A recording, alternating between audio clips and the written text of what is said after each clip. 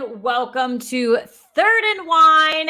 This is, I'm Caitlin Brower, obviously, and I am your host of Third and Wine. So we are on episode 3, and I have to tell you, oh my God, I am just riding high every single week. I'm so excited for this podcast because I get to bring on the best of the best when it comes to NFL, college football, all things football every single week. I am just so pumped to continue this podcast and push it forward. And I thank everyone for their support. So speaking of support, I'm bringing in 2 people who were supporting me back with the Real Football Fans of New Jersey. They run in my circle on Twitter, and I was so excited when I was like, I need to bring these 2 people on. So without further ado, here are my guests for tonight. We have Pacari, we have Roddy, and we're doing a Detroit Lions and New Orleans Saints.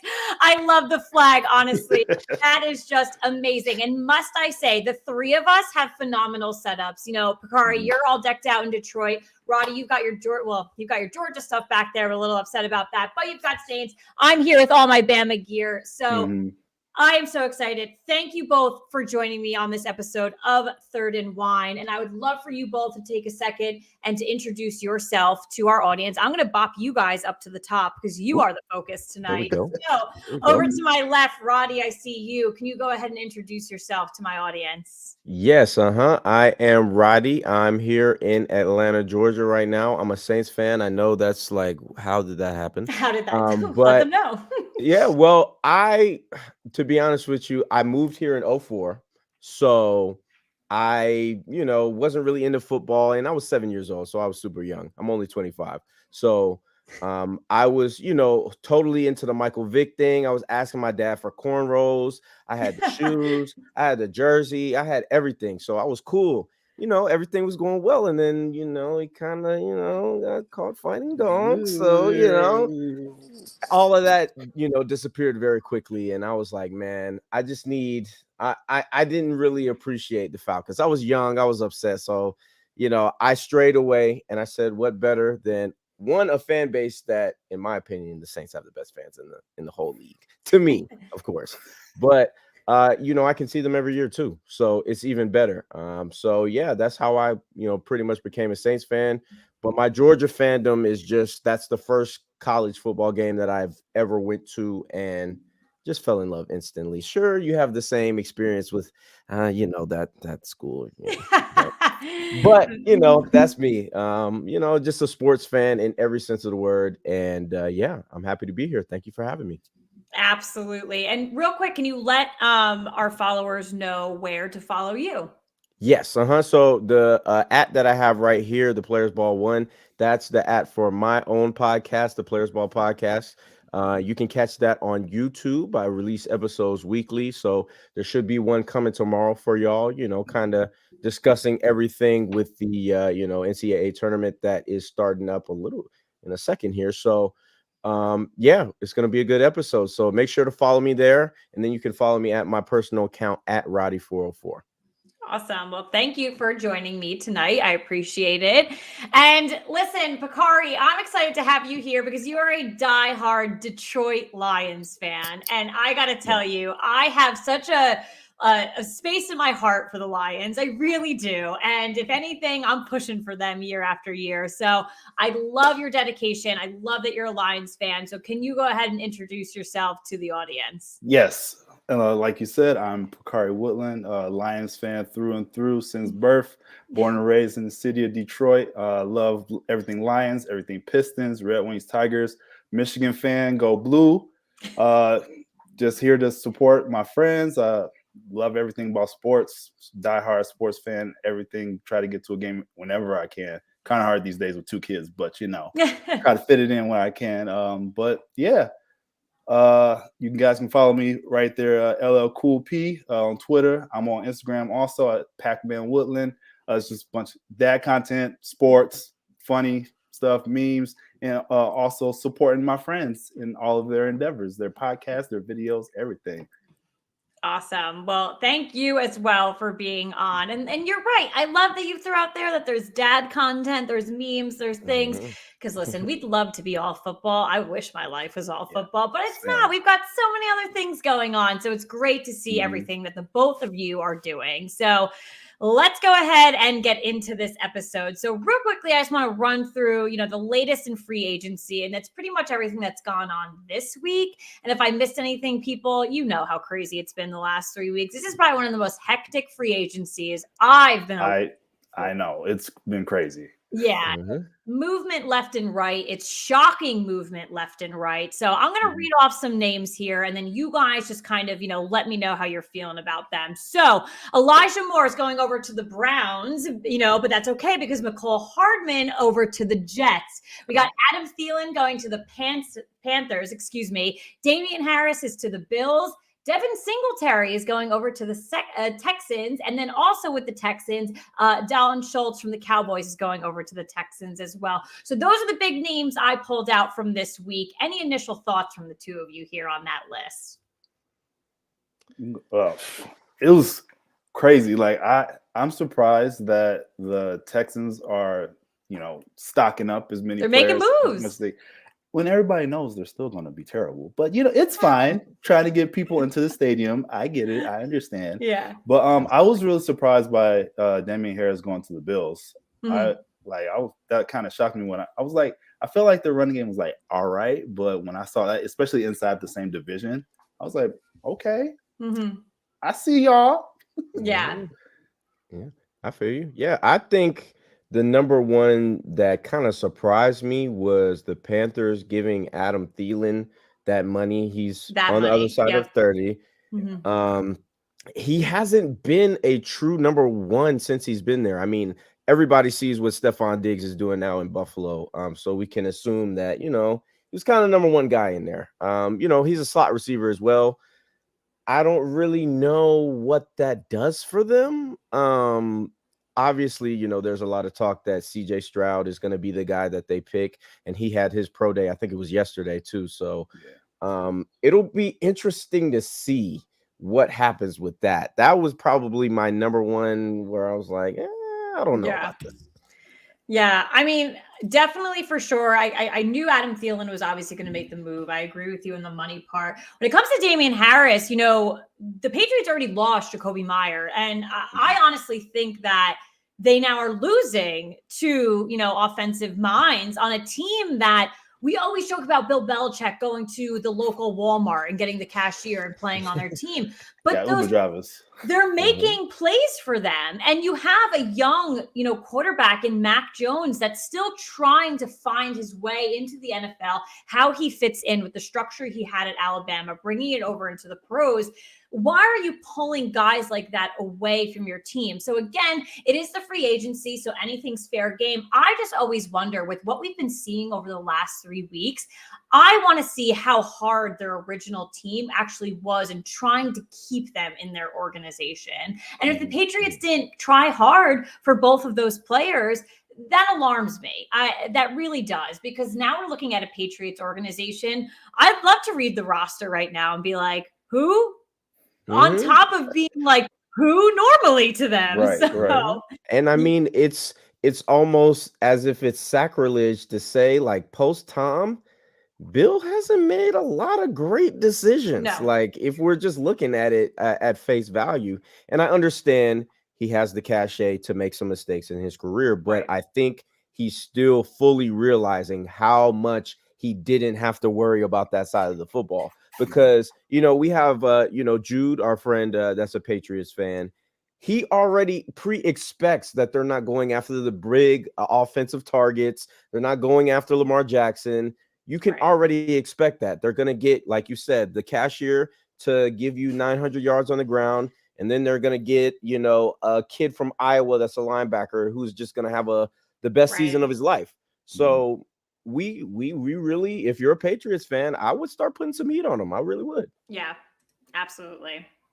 Yeah, because it makes sense, because it's like you were saying, after Tom left, people start to hear the rumors like, oh, was it really all just Tom Brady?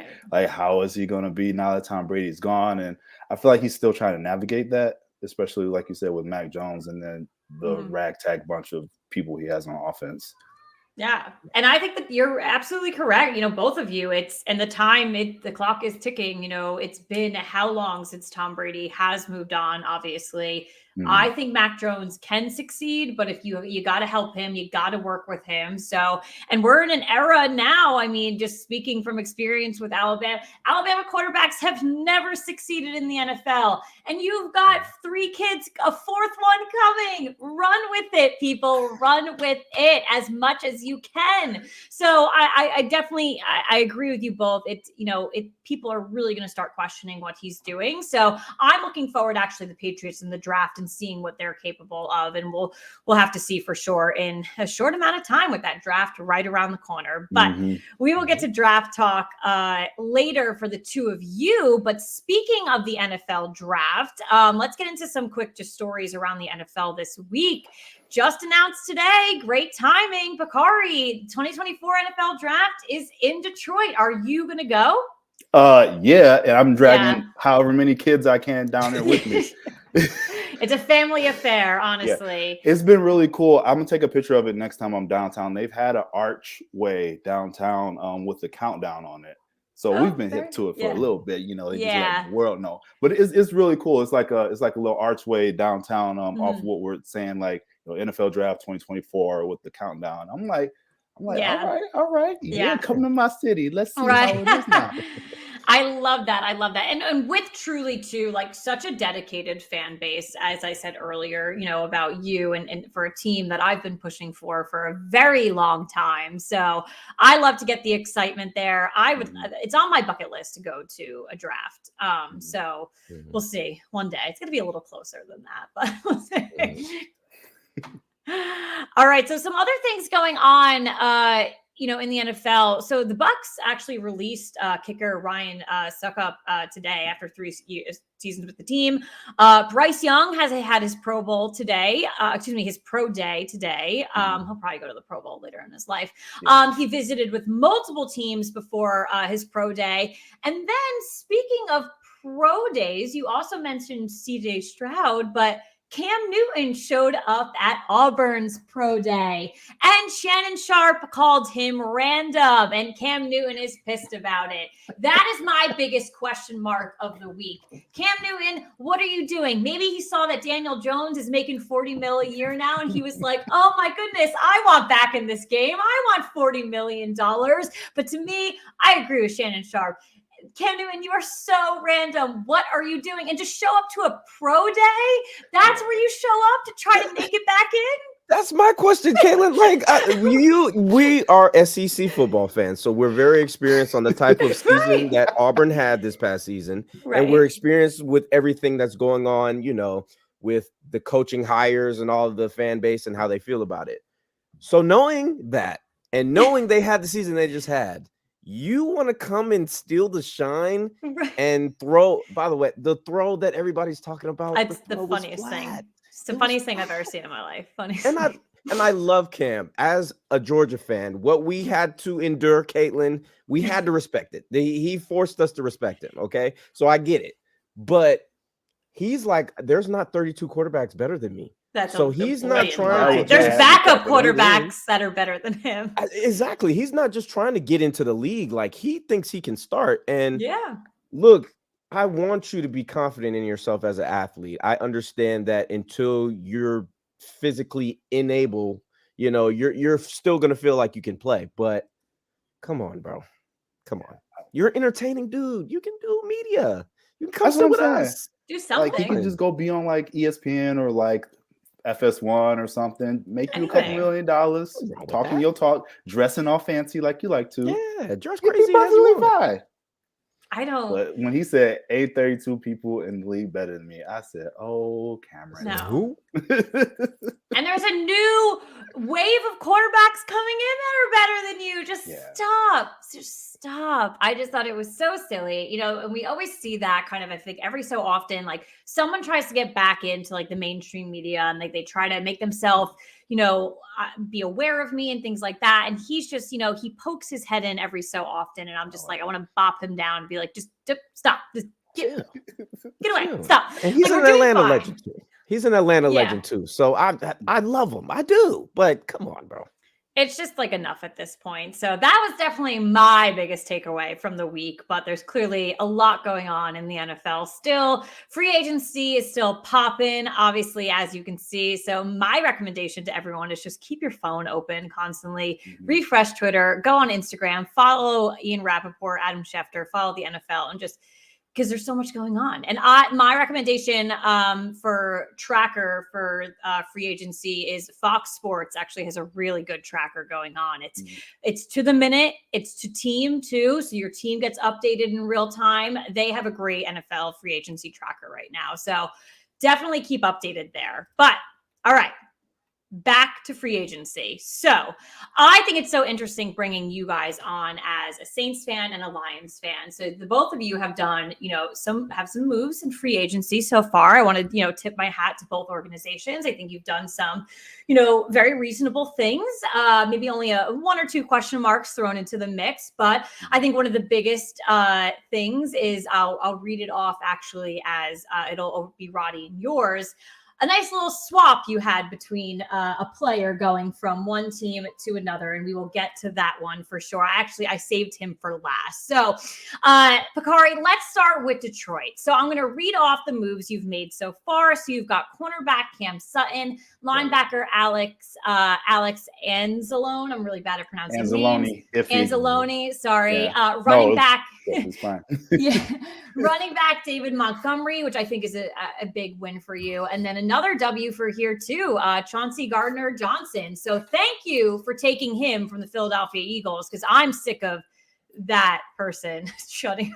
So thank you. Thank you for that. So how are you feeling about your free agency moves thus far? I feel great about it. It feels nice after all these years. We have to beg people to come to Detroit, have to get the scraps, people's free agency, because everybody's like, I'm not going to go play with the Lions. They stink.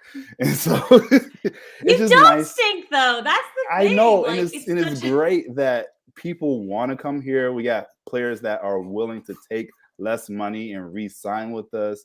And it's just like, great that everybody is starting to see what we saw when we first hired Dan Campbell, that he's a coach that's all about the team, that wants to set his guys up for the best position. He's all about working hard. And if you come to play, hey, you're going to start and you're going to make some things happen.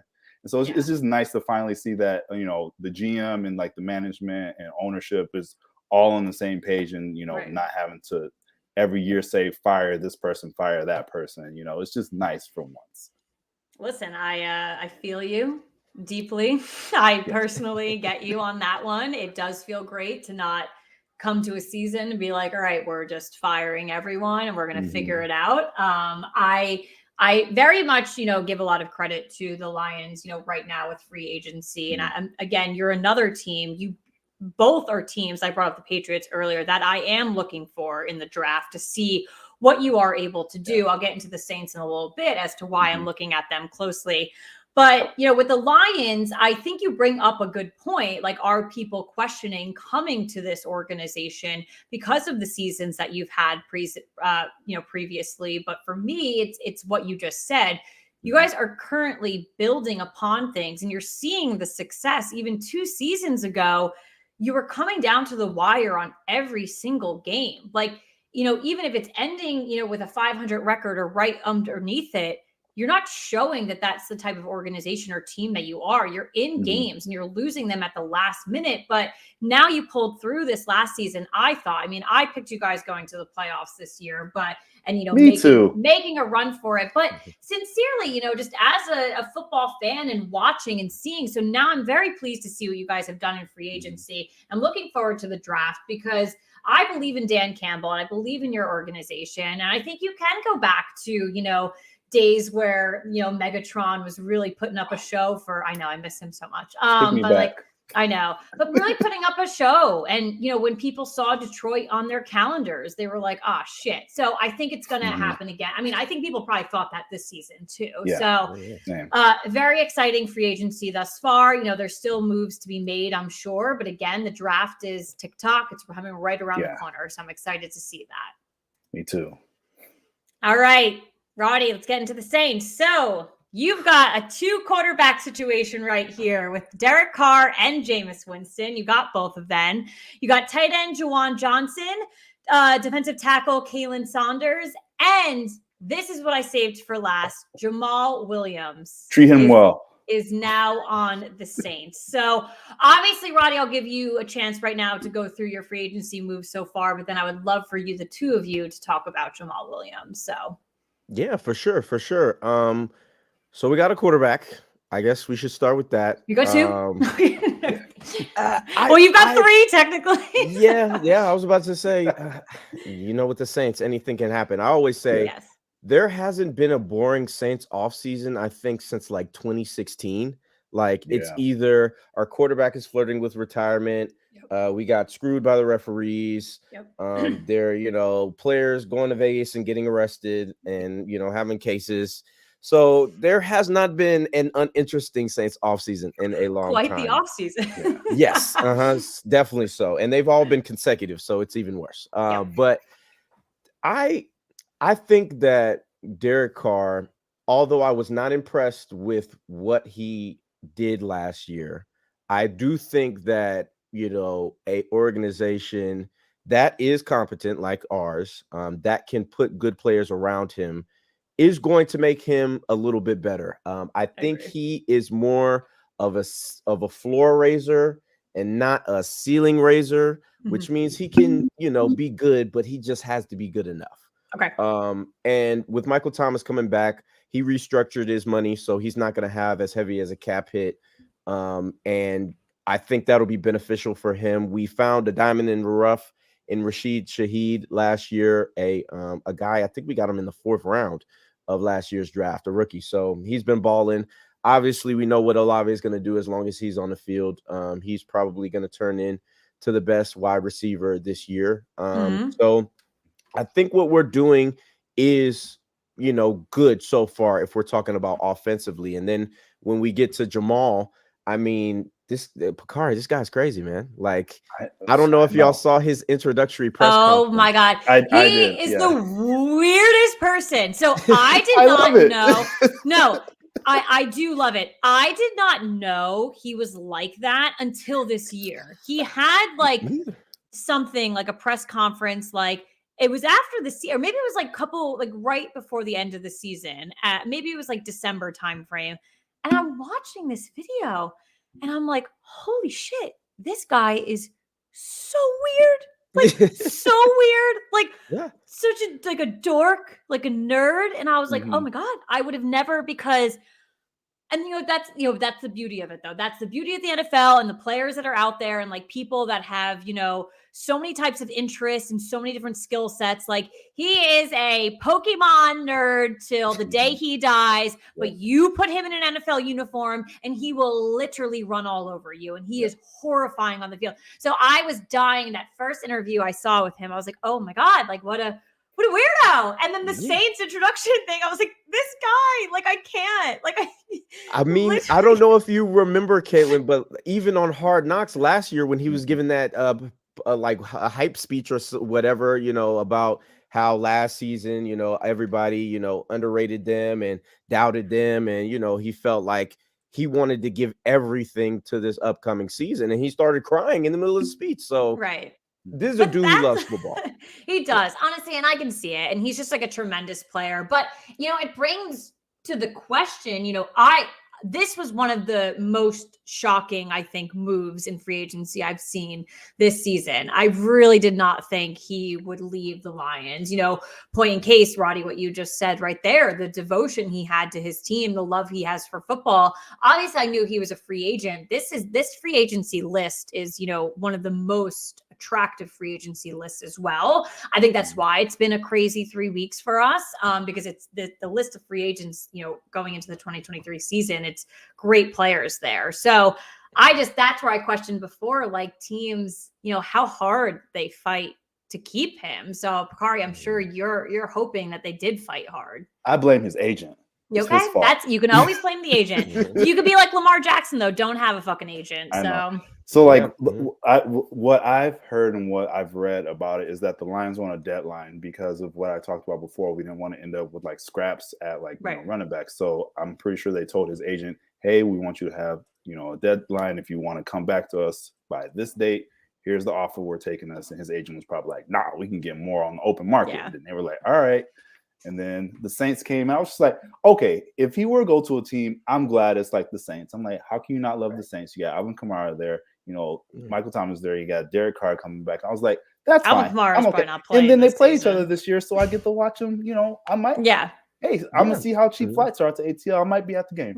Who knows? And it's the perfect pairing too, Pacari, because if you think about it, Dan Campbell used to be the coach for the Saints. Mhm. Aaron Glenn used to be a coach for the Saints. You're getting a lot of Alex Anzalone. Yep. Saints. So Mhm. it's a lot of connections between the Lions and Saints, and they're thinking, I guess, in similar ways. So that's why we're Mhm. good and not bad. Yeah. Two cut from the same cloth. Come on now, you see it. You see it. Yeah, it is definitely hard to see some players, leave though. I think, one of the biggest shocks for the Giants this offseason was Julian Love going over to the Seahawks. These players are free agents as you enter this market, but Ooh, Seahawks. I know you kind of hear them, oh, they met with a team and you're like, nah, they're not going to go anywhere. And then the next morning it's, they're going somewhere. And you're like, oh my goodness. So there's definitely been some players over the last couple of years that I've been emotionally tied to, and they walk and you get it. It's a business. They have to. So it just sucks sometimes. So I'm sure that one, it hurts right now, but like you said, you've been, making really good moves thus far. So, and I think that the draft will tell, and then we'll move into the 2023 season and see what the Detroit Lions are all about. So speaking of that, I now want to bop over to the two of you, and let's look back at 2022. Obviously, we're talking about, current day right now. We're going to get to the draft in a little bit, but reflections on both of your 2022 seasons. Pacari, I'll start with you. What are your 3 takeaways from the Lions 2022 season? All right, 3 takeaways that I got from my Lions 22 season. Number 1, we got it right with Aiden Hutchinson. He's a dog. Came through. He was killing it this past season, and I just can't wait for him to build on that next year. He came second in the rookie NFL Defensive Rookie of the Year to Sauce Gardner, which, that's fine because Sauce was lights out this year. So you can't really be mad about that. And second one was Campbell growing as a coach. We saw the year before when we were like 3-13-1, a lot of the going for it on 4th down just because, we're at the 25-yard line instead of kicking a field goal. Let's go for it on 4th down. And you see him learning from his mistakes, growing as a coach, taking the points when he's supposed to, punting the ball, making adjustments on defense, making the hard choices and getting rid of like DB coaches when your defense is the worst in the league. But just doing that, growing as a coach, and last year, great QB play and great team play on the last half of the season for Jared Goff, and then the defense and the offense as a whole. As you saw, he was killing it in QBR, touchdowns. And I think I looked at it, I'm pretty sure he only threw 1 interception like the past 3 months of the season. And it was just like him and the team finally growing and clicking together, and it just had me more excited about last year. And Dan Campbell, being the petty king that he is, at that last game, he was like, "Oh, we can't go to the playoffs. You know what? Packers ain't going either. I love going that. in Lambeau and whooping they ass Yeah. on Sunday Night Football." I even let my daughter stay up a little bit to watch that with me. I was like, "Girl, it's fine. It's the last game of the season. You can stay up and watch some of the first quarter. I got you." I loved that. I was on the Dan Campbell train on that. I was like, you know what? They have the opportunity to bop someone from the playoffs. They better do it. And they did. And I absolutely loved that. The fact that it was Aaron Rodgers, too. I know. He's a loser. I hate Aaron Rodgers, but that's for another episode. I'll bring a Packers fan on and talk shit to them. But so, I mean, from your takeaways there, I can assume you like Jared Goff and you do feel that he will bring you towards success. I do. Okay. Jared Goff is my boy, man. All right. I rocks with Gerard. Yeah, I think he makes much more sense. Yeah, in your organization, I do like him as your quarterback. So you see what happens when you have a coach that actually cares about you. See how good you can play. Yeah, but Matthew Stafford sucked with you guys. I don't like him. I don't think he's a good quarterback. Sorry. He's not your It's okay. quarterback anymore. Don't He's say not. He's do not. it. That's why I was just for a split second. Seriously. It's He's both of our old late quarterbacks. attachment, Oh, you God. know, but I'm good now. Get over it. Get over it, the two of you. He was our guy though. He was at one point in time. He's not anymore. He's One family point. based problem. Or It's a problem, I think. So, and he could have been your problem for the long term. Yeah. So, yeah, I think you're in a better situation. that right good now. GM's shipping him out of there. Yep. For them draft Absolutely. picks. All right, so let's move over to New Orleans. Roddy, what are your 3 top takeaways for the Saints 2022 season? Well, number one, I have to start with we had the worst injury luck of all time. It was just to crippling areas. I won't. I have to be dramatic because it's my team. You know what I'm saying? I know. Felt those losses. I felt those losses in my chest. But to have Jameis go and break, 4 vertebrae in his back in week 1. Yeah.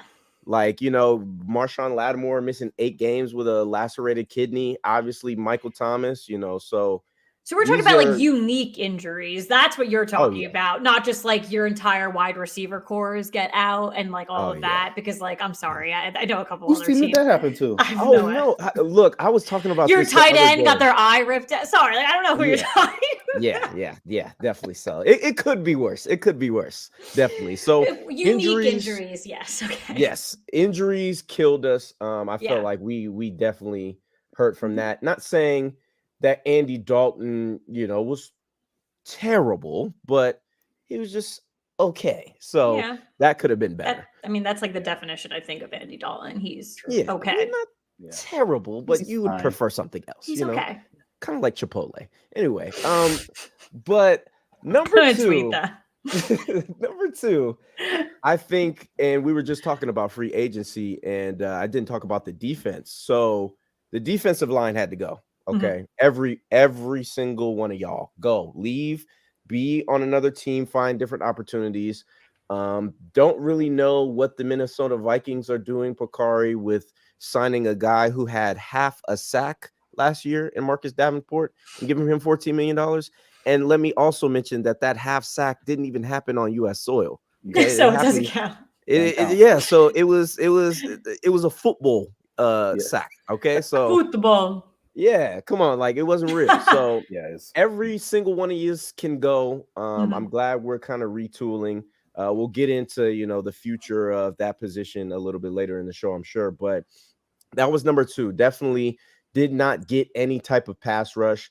I thought our secondary was good last year, but again, they were needing to cover for 4 and 5 and 6 seconds. So it made it a little bit difficult, going on later into the season.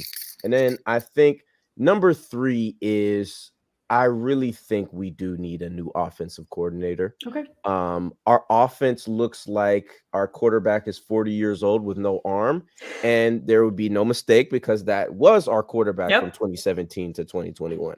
So now that we don't have that, now that we have a guy that can stretch the field, I want to see more of that. I want to see more motion in our offense. I don't want the quarterback, and his, IQ and everything like that, intangibles, all that stuff.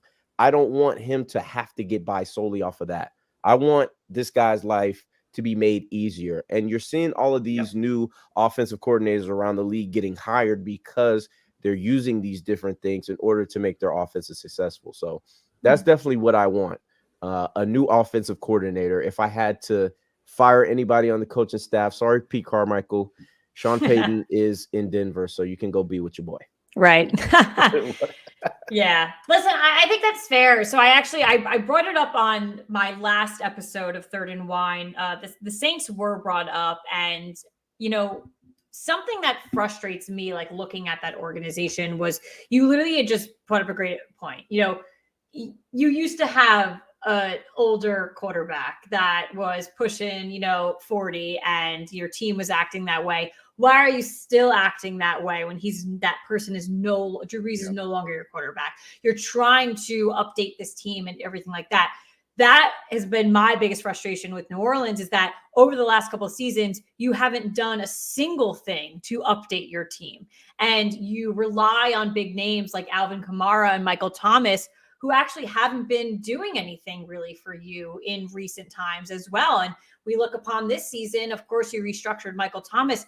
I don't know if Alvin Kamara is going to play this season with everything that's going on behind the scenes. So there's just really a lot, there. And I think that I'd spoken about it last episode, that just they are a team that I look at and I struggle with what they attempted to do, I would say, in the last 3 seasons. What did you actually even try to make yourself better? So I appreciate that you're sitting here as a fan talking about the structure, but then saying you need a new offensive coordinator. You need new people in X, Y, and Z here. So I think it makes sense. But yeah, for sure. And I think, and I'll reference, I don't know if you guys saw my guy, Nick Underhill, who runs New Orleans Football. I had him on my podcast as well. Oh, nice. He had a little bit of a back and forth with FS1's Nick Wright about the cap situation. And the cap situation, in my opinion, I do agree with, mostly Saints fans are like, well, we're cap wizards. We can manipulate the cap in any way. We can make this a void year, that, a signing bonus, this an incentive, whatever. I do think some players are worth that courtesy, but there are certain players that I don't think are worth that courtesy. Right. And that's been my main issue with the Saints front office, is they're presenting that courtesy to the players that, sometimes don't always deserve it. Now, I'm glad that these guys are willing to take less money and willing to restructure their contracts in order, to be in this culture, because it says you're doing something right. But there have been some situations where, we were speaking about Chauncey earlier. He wanted his money. I can understand why the Eagles didn't want to pay him, why we didn't want to pay him, right? But he's a guy you lost because, you might have gave too much money to this guy, restructured this guy, or whatever. And Marcus Williams is the same with the Ravens. I thought he was one of the best, if not the best player on our defense for the time that he was here. And to see him go to Baltimore, again, over the money situation, it happens. Like you said, in the NFL, it's a business. So, there's always going to be a team that's going to be willing to pay the price. But I do give them some criticism when it comes to certain restructures and certain moves, because the guy was good for the team, but he was good for us in 2020. He was good for us in 2021. Is he going to be good for us in 2023, 24? I don't know. So that's been my only thing with that. Yeah, definitely. All right, so let's look forward. Let's look now, ahead. We're going to look to the 2023 season and probably beyond, with guys that are going to come out of the NFL draft. So for the both of you, Pacari, I can start with you. What are the key positions that you feel the Lions need to go after early in the draft? So I think, a lot of teams have some pretty reasonable real estate this year, but I'm talking like early rounds. And then do you have any players already in mind? I mean, full transparency, I do not. So I'm still doing my heavy research. So it's kind of unique for us, since we have 2 picks in the first round. We got pick 6 from the Rams, and then we got pick 18, which is our own. But I know one of our glaring needs that a lot of the NFL world knows from seeing it on Sunday is we need to hit defense. So I'm thinking like defensive line, edge, linebacker, cornerback, even a safety if we need to. And a couple names I have in mind. I'm praying that Jalen Carter will fall to us, because everybody is dumb and scared and won't draft him. And so hopefully he will come to us at 6. If we don't get him, then I'm good with Tyree Wilson, the edge out of Texas Tech, I believe. And then if not him, a couple cornerbacks, either Christian Gonzalez out of Oregon or Devon Witherspoon out of Illinois, or even Michael Porter Jr. Yes. Okay. Joey Porter Jr. There we go. Joey Porter Jr. So out of Penn State. So any one of those guys in the first round, I'll be good. And I swear to God, if I see another mock draft that has us taking a tight end at 18, I'm going to lose my damn mind. Because why on God's green earth we draft a tight end, we would have all these issues on defense. I'm talking to you, Mel Kiper. What is wrong with you? Don't listen to Mel. You know what I'm talking about. Todd. Yeah. Yeah.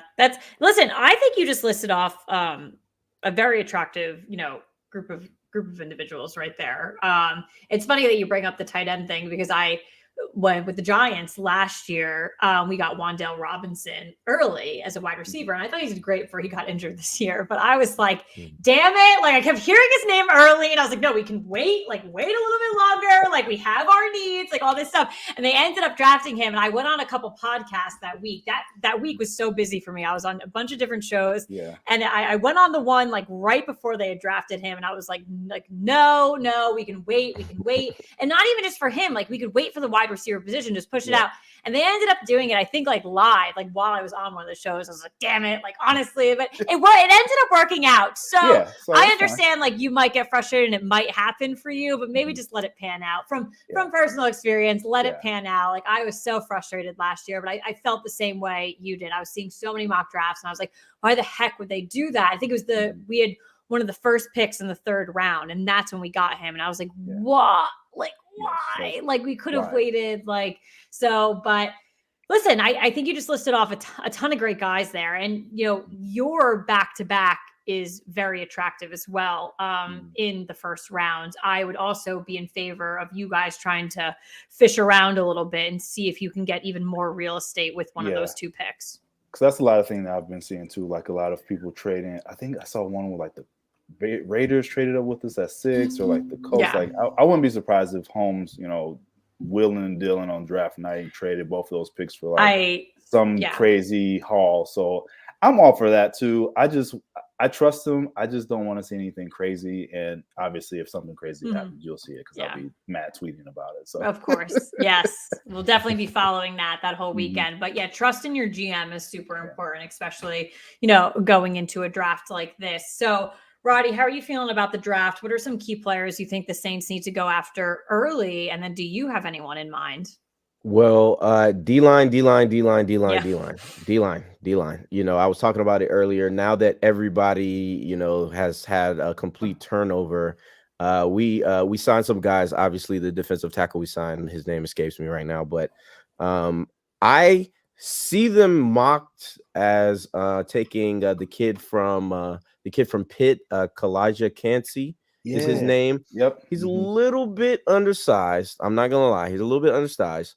But I think he's quick and he's kind of a different change of pace. If you look at all the guys that just left the Saints, they were more power, rushers, even the edges. Marcus Davenport is he's like 6'6", like 280, 290. So he's huge.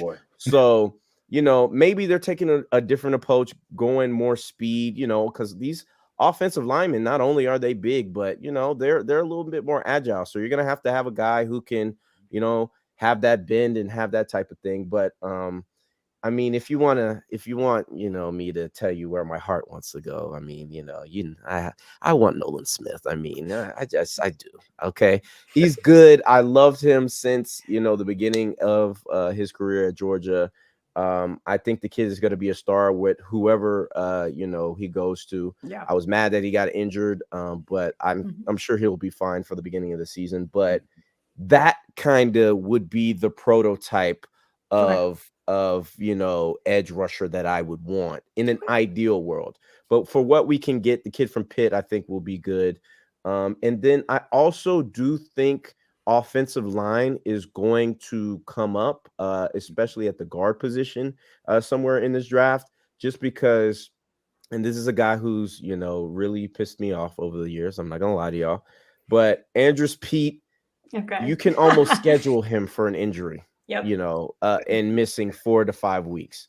And I get it. It's football. I don't play football, so I can't tell you, you're getting hurt too much. It's crazy to say that. Listen, but, I don't play. And right. Exactly. But at a point, it's like your availability is going to matter. So I definitely think they'll go after those 2 positions for sure. And then, I think it should be best player available from then on out. So hopefully it's a good one. Yeah. Absolutely. Interesting there. I mean, I think the kid from Pitt is interesting. I have to look into him a little bit more. Your size, like, detail definitely concerns me a little bit. I think when you enter into the NFL, and we're seeing this with a guy like Evan Neal, who is an absolute stud, in my opinion, from Bama, and he is a taller lineman. He is built in a certain way. He was getting beat a lot, this year, with the Giants. And I struggle with the kind of, and he's not small. He's very tall and built in a certain way, but he's not your like 300 to 400 pound, like offensive lineman. So that's where I struggle. Like when you're looking on the D line as well, like if they are a smaller and you think that he might be quicker, I look at that as potential. It might not be the best scenario. So, but again, though, what you bring up, are they trying to shift that mentality on defense to be quicker, to be faster, and try to be that explosive there? It could potentially work, but the sizing, I think, is a little bit of a red flag for me right there. But again, I have to look into this kid more because I don't really know much about him for sure. And then I had another point to bring up, and and then offensive linemen. I am much geared towards that now because the Giants don't have a center anymore on their roster. So they are centerless, with John Feliciano going over to the Niners and Nick Gates, that he went over to the Commanders. That was a big shock. So we are centerless. So I was not looking at linemen going into this draft, but now I am. So I know, right? Creates needs. Going into that. All right. So this is an interesting question I have for the two of you. So what team do you think is going to look good going into the 2023 season, but they're actually going to be mediocre? So Roddy, I'll start with you. Pacari, join me, brother, as we trample on the Minnesota Vikings. No, stop. They're always mediocre. I do not believe in them ever. Don't ever believe in them. They will disappoint you. And I think it's going to happen again. I mean, coming off of, first of all, their commitment to Kirk Cousins has always been strange. It always will be strange. I don't get it. I don't get the definition of mid. I don't get Kirk Cousins. I don't understand him in general. He's a interesting guy. We'll leave it at that. I don't think he's good. There you go. I mean, but they put the chains on him, so now he's Kirko. No, you don't need to do that. Like you don't need to do that. Get the chains on with his readers. Or like cool, or do it like not on camera. Like you can do that with your friends in the locker room if you want. Don't film it. You look like an idiot, and then the Giants beat you in the playoffs. You're dumb. Like stop. But I mean, they like the guy, I guess. I guess that's the best part. But I say the Vikings because, again, and I had a tweet this past season where I was comparing them to the 2020 Pittsburgh Steelers. I don't know if y'all remember, they were like 11-1, or like they started like 12-0 or something crazy. And we were all watching the games like, no, this team is not. They're just getting these lucky breaks. And if you look at the Vikings season last year, they should have lost that Saints game if we weren't incompetent. Mm-hmm. They should have lost that game to the Bills if we didn't see one of the greatest catches we've ever seen in our entire lives. They should have lost countless other games during the season that they narrowly just squeaked out a win in. Yeah. And I know that everybody, says they have offensive firepower with Justin Jefferson. The Dalvin Cook thing is up in the air. Maybe he comes back, maybe he doesn't. I don't know. But their defense was incredibly disappointing last year to me. Yes. And that's why I think why they struggled and why they were in games that they should have clearly, won by a fair margin. So I'm coming into this next upcoming season. They were the division winners last season. So they're expected to, repeat or do something similar. But my guy Pacari, you'll agree. Y'all have something to say about that. And I know I'm about to sound blasphemous, but I think the Packers might be good too. No. I don't know. They might be good. I'm not saying Jordan Love is going to be a world beater. Jordan Love season. Yeah. I'm not going to say he's going to be a world beater. Is he going to be Aaron Rodgers or Brett Favre? Hell no. So if you're a Packers fan, don't expect Brett Favre or Aaron Rodgers. But that defense over there, all right, fair. I love their defense. That's fair. But that's my team though, the Vikings. I think they're coming in third easily this year. Yeah. To me. You feel the same, Cardi?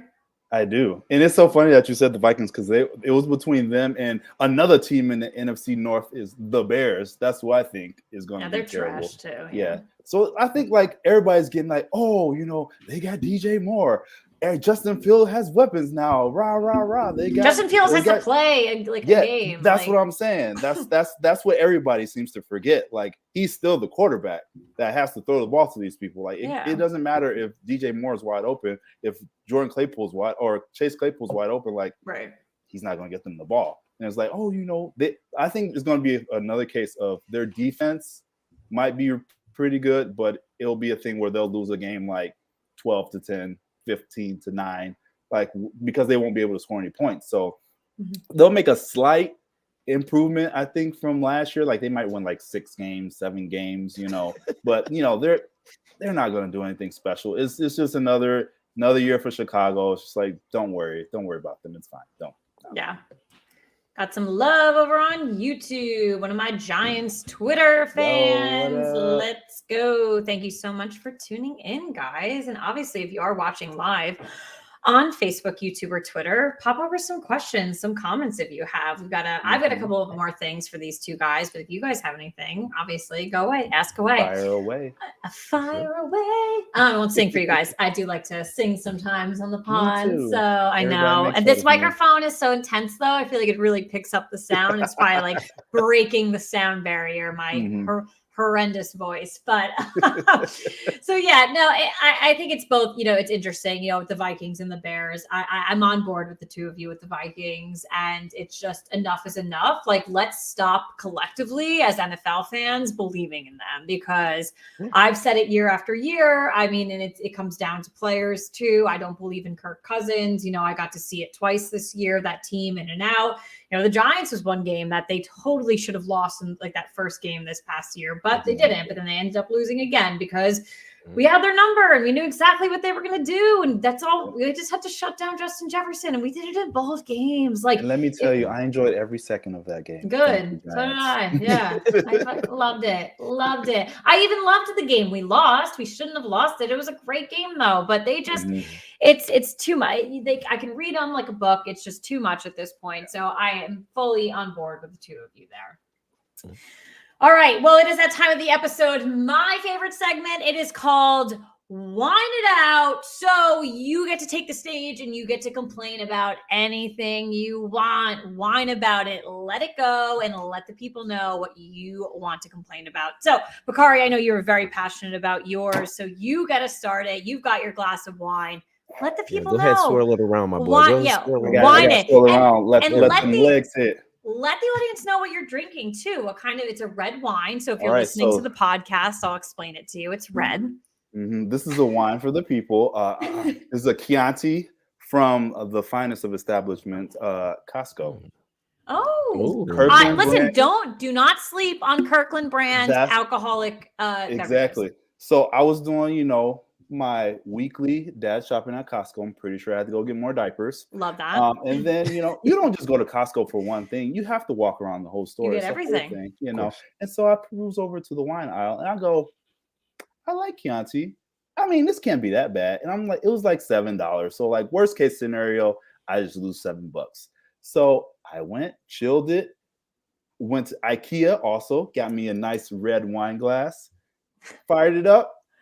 Delicious, right? You I love don't sleep. I tell you, the Kirkland brand. Well, the vodka is actually Grey Goose recipe. So do not sleep on Kirkland brand alcohol. So I'm letting the people know that. I've never had their wine though, so I will go and I will check that out. So I don't really have a Costco near me. But it's a win-win situation. You don't need a membership to buy their alcohol. Also. Oh, I did not know that. That's a great. They're like I'm from New Jersey, but they're around. But it's like you got to go when you're going to Costco. It's not like your weekly trip. It's like your monthly or quarterly trip. You're going to the Costco. So. Okay. Side note: I did not know the Meadowlands was right by the airport in Jersey. Well, yeah. I mean, they're close by. It's a Newark airport. I figured it was just like the Meadowlands. It's like far away and like the tip of like Narnia. No. Yeah, but I get off. I get out at Newark and I get the rental heading to New York, and I'm like, is that the? I'm driving by. I'm like, is that the metal? Well, you can see it from the plane too. Yeah. So when Yeah. you take off and when you land, you normally can always see MetLife. Yeah. And it's wild when you're in the games too. The planes are like very low. It was more when it was Giants Stadium. So like MetLife is a lot bigger.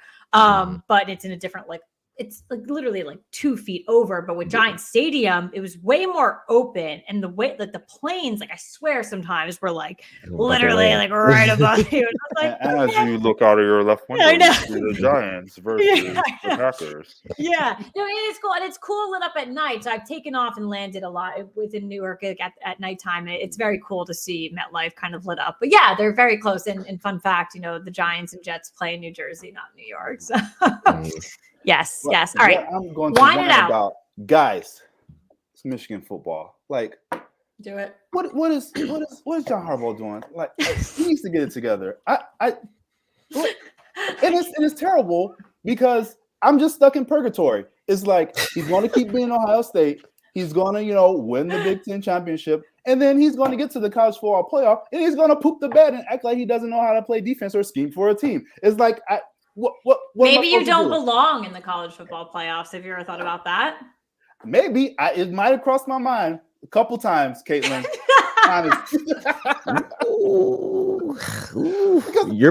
You're talking to two spoiled fans too over here, by the way. So spoiled. I'm coming off of 2 really shit seasons, so I do not want to talk about spoiled. And I have a very long time of not being spoiled. Don't call me a spoiled Alabama fan. I just want to just make it to the CFP championship and maybe even just win one, before I send my daughter to college. That's all I want.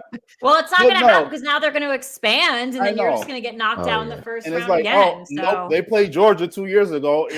They just pack them away like a little baby. Like, I don't know how to score touchdowns anymore. But I'll say that one didn't feel as bad because Georgia actually ended up winning the championship. So I was a little okay with that one. But then 3 months ago, guys, it's still fresh. TCU was just like, I don't, whatever. And then they go on to get sunned by Georgia. I'm just like, that could have been us, Oh, no, but it wouldn't, because you would have gotten your ass kicked by Georgia as well. So it's fine. It's okay. At least it wouldn't have been in the championship. That's, I just want baby steps, progression. I'm just at a plateau, purgatory hell that is just here as a Michigan football fan. And they need to pick better out of conference games. This year coming up, we got ECU, Bowling Green, and UNLV. Why? That's all on the college. So you got to call up Michigan and talk to them because I'm gonna drive to Ann Arbor. It's 40 minutes. I'm gonna go talk to them because Nick Saban picks we play the most random ass out of conference games. So you got to call. You got to call Jim. Let him know. So I'm gonna send him a letter. Holler at him like, Jim, what's going on, bro? Yeah. What's up, man? Listen, I don't understand your pain, but I also feel like I don't really have sympathy for you either because maybe you guys didn't really deserve to be there. So, and I will say that, and I'm also a very cranky college football fan, but that's that. Fair. Yeah. That's fair. Anyone would have gotten spanked by Georgia in the final this year. And I say that strongly as an Alabama fan. You guys would have sent us packing probably within 10 minutes of the first quarter. So I say that because I know I know that it's real. It kills me, but that's it. So but I'm loving where the direction the show is going right now. I'm loving it. Well, you have your chance now, Roddy, to whine it out. So what do you got? So you were talking about earlier in the show, how hard are some of these teams fighting to keep these guys? Mm-hmm. And I thought about it just a second ago, and I'm like, hold on. I want to, inquire about how hard are some of these teams working to go get some of these guys, which is also important. Yeah. Absolutely. And I'm looking at the football team that plays in the city I live in, and I see the Falcons. And I see Arthur Smith, a coach. They're not doing anything. And my biggest issue is for you to have one of the most generous cap situations in the entire league. You probably I think they have the second most money in the entire league. And you don't want to go after Lamar. Why? I I don't mean, understand that. I don't. look, I'm sure Desmond Ritter is a great person. He's not I'm going to do sure, anything for them. I'm sure he's great. I'm sure, they love him over there. Taylor Heineke seems like a great guy, used to be in the XFL, Green Lizard, Like, cool. congrats. Like, Cool. Right. Like, But we're talking about not only a winning. guy who won a Heisman Trophy. I don't think that gets put into Lamar's repertoire enough, too. No, I Like, think people forget that, and that's really Yeah. sad. I think it's I know. really, really upsetting. like he came on 2 different platforms Yep. and dominated. Mhm. So I understand he's been a little banged up for the past 2 years. I get it. Mhm. But you saw what this could be with Vic. You just saw what it could be. right there. Like it's right there for you. And I'm taking it even from a capitalistic, Yeah. approach. Like it's a cash cow. It's easy. Atlanta Yeah. is a huge city, a huge black city. Like they're Mhm. going to get behind a black quarterback. So for the Yeah. Falcons to not want him, and look, again, I don't want them to be prosperous. Okay. I don't want Lamar in my division. All right. But at the end of the day, like I know stupidity when I see stupidity. Right. Like Yes. it just doesn't make sense to me. So his whole contract situation, I guess, would be what I'm whining about because there are multiple other teams that have the available capital and just don't want to do it for whatever reason. It's not like the kid's been in trouble. It's not like the kid's, been not liked by his teammates. Like he's pretty much done everything you could ask him to do except for stay healthy, but that's only been for what, 2 seasons. Yeah. So I would say like Lamar's 2, like contract- 1.5, maybe. Like I wouldn't even Really? give it. I wouldn't even it's give it the hard full when you 2. don't have a good offensive line too. So Yeah. And like Yeah. I hear people go into the argument of, well, his playoff performances haven't been stellar either. It was just Is that game- him. He was the only person in the playoff games. Literally. That's Exactly. it. But I It- am the person that have said that. Like I am the person that have said he hasn't performed in the playoffs.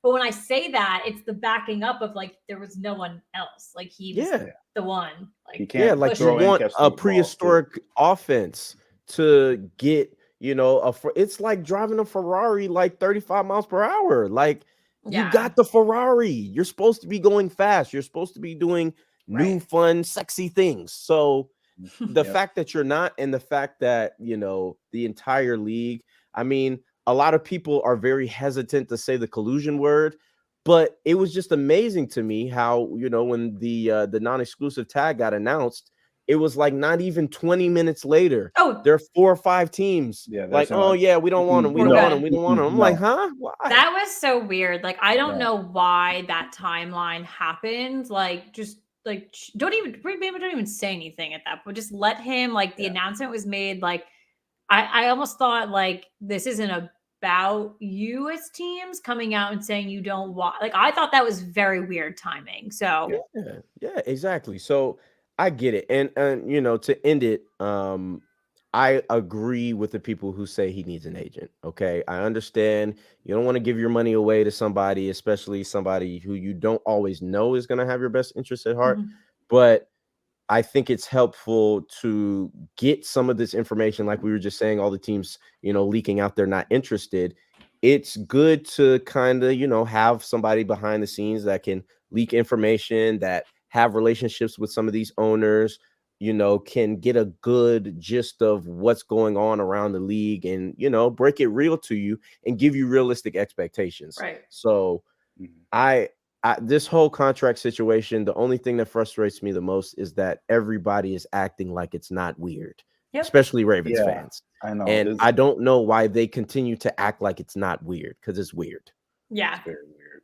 Yeah. So I don't know. I feel like half the Ravens fans I talk to are like set that he's like returning and like maybe they just don't care because they just in their mind he's coming back. But then I've spoken to other ones too that are like, I'm so sad he's not coming back. And I'm like, well, why do you say that? Because like maybe you should then change your mindset to like, why aren't we trying to keep him? You know what I mean? So I think you're right. It's weird and no one's really talking about it. I'm interested to see if anybody will like wait till draft day and maybe deal him then, like depending on what somebody picks or what Right. picks people have. That's So fair. I don't know. That's another thing. But that that's still might too happen. late in my opinion. Yeah, that's And true. like we should know today Mhm. yeah, what he is doing. Yeah. I So- mean, he's former MVP. Literally, like you were saying, there's no. I'm also surprised, like with another team like the Jets. Like I would much rather have Lamar Jackson Don't. than Aaron. Like Don't get me started about that. By the way, he's not on the Jets yet, everyone. By the way, I everyone know. watching this, he's not on the Jets yet. I He's don't think. still I back. don't think he's not going. I don't think.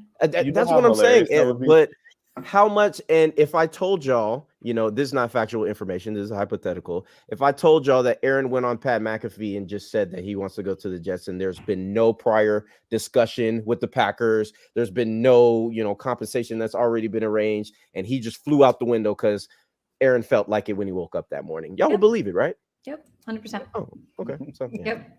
Mm. Yeah, I mean, honestly, I said on the last my last episode, my guest, her wind it out was about that, the quarterback situation in New York with the Jets. And I had just blatantly said, this isn't my time to wind it out. But if I was the Jets, management at this point, grow a set and fucking pull out of that deal. Don't push him any further. Go after someone else or run with Zach Wilson. Enough with Aaron Rodgers. Enough. Yeah. They want to do it though. Have fun. Nah, Yeah, grow a literally. set, back out. Have fun. Act like a management team.